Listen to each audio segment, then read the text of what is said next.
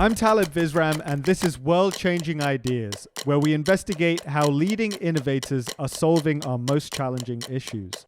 On today's episode, ending food waste. Welcome to the show, Christine. Thank you. It's great to be here. We spoke actually on the phone last year when Full Harvest won a World Changing Idea, so it's nice to speak to you again.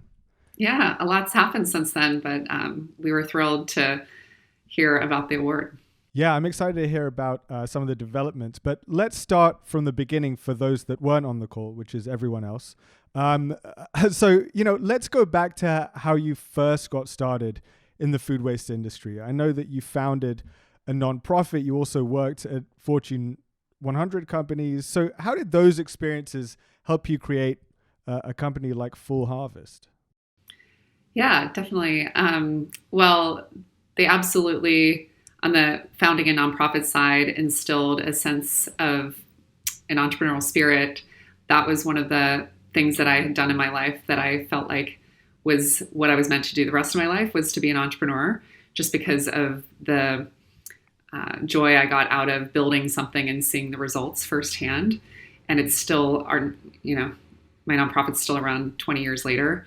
So it's great to see the impact and, the fact that wouldn't be there otherwise. And at the same time, after getting best practice experience at Fortune 100 companies, it was also to get the other end of work experience to see how really large scaled companies work. Mm-hmm. And Full Harvest came about after both of those, where I helped to scale one of the first green juice companies in the US and saw a huge opportunity to be more sustainable and more affordable along the supply chain, just because I saw how much was being wasted in the produce that was being used, and the fact that, we were charging $13 for green juices just because we were paying top dollar for perfect looking produce to then immediately process it. Right.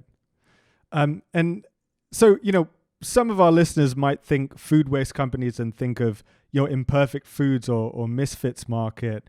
How does Full Harvest stand out from those companies? Yeah, definitely. We get asked this a lot. So we totally understand, because we're all working towards solving food waste, which is really important, and love their missions. But they are focused on business to consumer. So they're only targeting consumers, whereas we are the first business to business solution for farmers to sell their excess produce to businesses that then use that produce in products, on store shelves, and to processors that process it in some way to go into food products as well. And so that, on top of the fact that we really are, in the business aspect, digitizing the supply chain for produce. So we are truly a tech company and an innovation company, where we are, trying to build the pipes of the produce industry, that is up to 96% offline currently, with paper and pen and emails and text messages. So that is, in our execution, a big difference as well.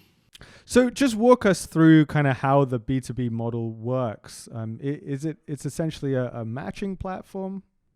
Yeah, it's a great question. So growers at any time can, within 60 seconds or less, post on our marketplace what they have in terms of excess produce that they're having a hard time to sell.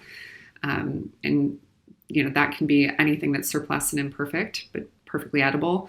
And we give them, a huge breadth of buyers that would be interested in that product, which they may not have had access to. And then buyers come on, and it's very easy to use, although complex on the back end, and similar to an Amazon-like experience, to make it as simple as possible for them to buy, produce in a few clicks of a button. So saving them up to 95% of their time. So really bringing the produce supply chain online in an easy to use way. So, Christine, food waste is the third biggest cause of climate change, from methane emissions and the use of water resources. But how does Full Harvest plan to achieve not only sustainability, but also combat further climate change? Sure. So shocking enough, an update to the recent data came out from Project Drawdown, and they've found that food waste is now the number one contributor to climate change, even over cars and cows. So it's a very large, urgent problem that we need to solve. And the way that we're solving it is by specifically focusing on the farm level, because more than 25% of all edible produce in the US alone does not leave farms. And that is a huge opportunity, not only for sales for these growers, a lot of which are struggling, but to make a huge dent in the food waste problem on a daily basis, because every single day that amount is being wasted and could be used for other food products. And so we're attacking it in a scalable way, specifically at the farm level for that reason, and really believe at scale we can make a big impact in the climate change problem. Christine, could you give us a few examples of what some of this produce looks like that people don't want to buy because of, what it looks like superficially? Sure. Yeah, so as I said, it's perfectly edible and it actually comes straight from the farm. So it's actually faster and fresher. It doesn't sit in a warehouse for several days. We ship direct to our buyers. And it is purely being wasted, sadly, just due to cosmetic or surplus reasons. It either was too much of it was grown, or forecasting was off, or a customer backed out, or it is cosmetic reasons where it's just simply too big or too small, or maybe curvy or off shape or off color. And so really nothing to do with the actual quality or food safety of the food. I think last time we talked, you told me that romaine hearts, don't have to be hearts. You can eat the stuff externally. Was that right? Yes, that's also a huge issue, is byproducts. And so what I think a lot of consumers don't know, because we need to make people aware, is that if you purchase something that's cut up, or a portion of a piece of produce, sadly, the truth is there is a very strong chance that the rest of that produce item was completely wasted in order to get to that portion of the product. And so romaine in this US, about 65% is wasted. So more is wasted than actually consumed, because grocery stores are selling just the heart, which is the center portion of it, to perfectly bag it in plastic for sale. Same thing with celery. They just harvest usually the hearts to perfectly bag it for grocery stores. And so there's an opportunity to purchase the whole product. And also things like cut up watermelon in the grocery store, that wastes a lot. So a huge way to make an impact as a consumer is to purchase whole produce items, and if you need to at farmers markets, because that's sometimes where you can find that. But the more you do that, the less waste there is. On a cultural level, how can we make people feel better about eating food that doesn't look right to them? They're not accustomed to, cucumbers looking too curvy or apples looking too big. How do we get past that culturally? Yeah, it's a great question. I think there are some companies that have done a great job at this on the consumer side, in terms of education, and also social media campaigns, making quote unquote ugly vegetables looking cute, the ones where carrots have legs, or, a tomato or apple looks like it's in the shape of a heart.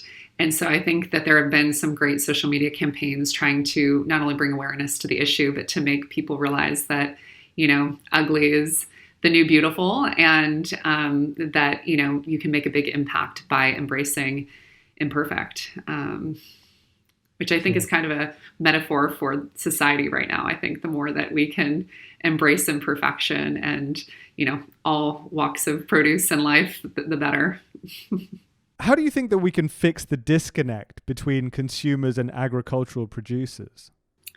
Yeah, I think at the end of the day, the food supply chain and consumers are intertwined. And I think we've gotten away from that over the last, several decades, but people are now starting to try to bring agriculture closer to people in education and awareness. And at the end of the day, the food supply chain needs to become more sustainable, and better infrastructure needs to be put in place in order to create more sustainable consumer products. And so that's really what we're solving. The consumers have hugely started to demand sustainable products. It's now the waste reduction is the number one trend of consumer relevance in food. Number two is sourcing responsibly. And so that the tides are turning, and we truly believe that the next organic wave will be this trend for upcycled and rescued products. And so therefore we are creating that supply chain for businesses to cater towards this consumer demand. And so that will be a way to bring the food supply chain more sustainably closer to these consumers so that they can purchase products with full harvest produce in it, that then they can make an impact with their dollars on food waste. Can you elaborate on what your goals are to democratize healthy food? Sure. So, at the end of the day, it's all about supply and demand. And unfortunately, the supply for land and water and resources is starting to diminish due to climate change and us maximizing our resources. But the demand for produce is skyrocketing and it is expected to continue for the foreseeable future, given that people are becoming more plant-based and looking for more healthy products. And so it's critical that we create more efficient markets utilizing technology and innovation in order to bring more supply that is already being grown and is perfectly edible into the system to keep prices down. And at the same time, leveraging technology like ourselves in order to be more efficient and data-driven to improve bottom line efficiencies and savings. Sure. And, Christine, when we chatted last year, you told me about some of the benefits that full harvest method had on the industry. It increased farm yields by up to 30%, and the produce that you helped sell saved over 1 billion gallons of water and 7 million kilograms of CO2 emissions. So what kind of progress have you seen since then?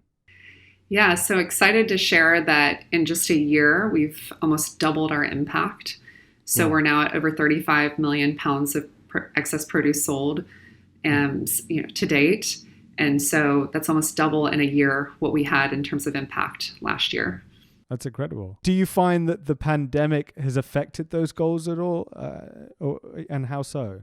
Yeah, if anything, I think COVID shed a light on how critical technology is needed for, situations that are unpredictable and supply demand shifts. And so, we were fortunate enough and feel grateful to be able to have helped out during a time of need where we have actually leveraged our technology and our expertise to not only grow our business and help farmers that were struggling hugely during the pandemic. You saw the photos in the New York Times of how much more food was being wasted and how many more people were going hungry. That was due to a lack of technology being able to help people quickly shift supply demand to new markets. And so we stepped in and helped.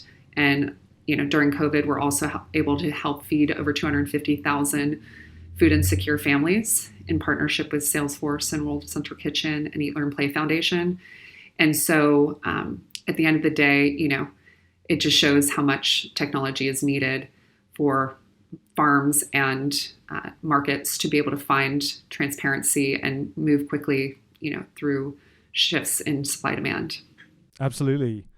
And finally, Christine, in terms of next steps, I know you've said that you plan to become $1 billion company. Can you expand a little bit on that goal? Sure. So, we definitely plan to be $1 billion company and a huge player in the space.